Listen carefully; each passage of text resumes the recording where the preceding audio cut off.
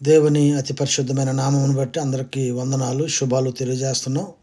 దేవునికి స్తోత్రం కలుగును గాక. ఏదైనా వాగ్దానము రోమిలకు రాసినటువంటి పత్రిక 5వ అధ్యాయము 19వ వచనం. ఒక మనుష్యుని అవిధేయత వలన అనేకులు పాపులుగా ఎలాగూ చేయబడిరో అలాగే ఒకని విధేయత వలన అనేకులు నీతిమంతులుగా చేయబడుదురు. ఆమేన్. మనం చదువుకున్నటువంటి వాక్య భాగంలో ఎవరి అవిధేయత వలన అనేకులు పాపులుగా చేయబడ్డారో అలాగే ఎవరి విధేయత వలన అనేకులు నీతిమంతులుగా తీర్చబడుతున్నారో మనందరికీ తెలుసు. ఆదాము హవ్వలు అవిధేయత వలన వారి సంతానమైనటువంటి మనమందరం కూడా పాపులుగా చేయబడ్డాం. అయితే దేవుడు మనల్ని ప్రేమించి ఆయన కుమారుడైనటువంటి యేసుక్రీస్తు విధేయత వలన మనల్ని అందరిని కూడా నీతిమంతులుగా తీరుస్తూ ఉన్నారు. మనము ఇక్కడ ఒక పాఠమును నేర్చుకోవాలి. ఆదాము హవ్వల యొక్క అవిధేయత వలన వారి తర్వాతి తరాలన్నీ కూడా ఎలాగా పాపులుగా చేయబడ్డారో అలాగే ఈ దినాలలో కూడా మన అవిధేయత వలన మన తర్వాతి తరాలు కూడా దేవుని యొక్క ఆశీర్వాదాలకు దూరం అవుతూ ఉన్నారు, దేవుని యొక్క దీవెనలకు దూరం అవుతున్నారు.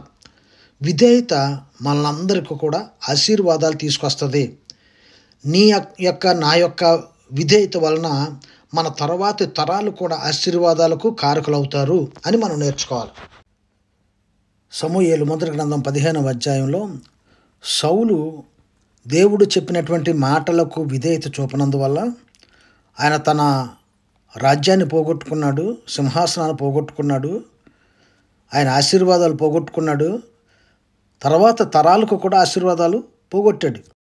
సమూయేలు మొదటి గ్రంథము 15వ అధ్యాయము 22వ వచనం. తాను సెలవిచ్చిన ఆజ్ఞను ఒకడు గైకొనుట వలన యెహోవా సంతోషించినట్లు ఒకడు దహన బలులను అర్పించుట వలన ఆయన సంతోషించిన ఆలోచించుము. బలులు అర్పించుట కంటే ఆజ్ఞను గైకొనుటయు పొట్టేళ్ళు క్రొవ్వు అర్పించుట కంటే మాట వినుటయు శ్రేష్టము. దీని ద్వారా దేవుని యొక్క వాక్యము మనకేం తెలియజేస్తుందంటే మాట వినుట శ్రేష్టము, విధేయత చూపుట శ్రేష్టము అని తెలియజేస్తుంది. మనము దేవుని యొక్క మాటకు విధేయత చూపితే మనం ఆశీర్వదించబడతాం, మన తర్వాత తరాలకు ఆశీర్వాదాలను అందించే వారంగా ఉంటాం. కనుక దేవుని యొక్క మాటలు, వాక్యము, దేవుని యొక్క ఆజ్ఞలు, కట్టడలకు విధేయత చూపి వాటి ప్రకారం నడుచుకుని దేవుని యొక్క ఆశీర్వాదాలకు పాత్రులమవుదాం. అనేక మందికి ఆశీర్వాదకరంగా ఉందాం. ప్రార్థన చేసుకుందాం.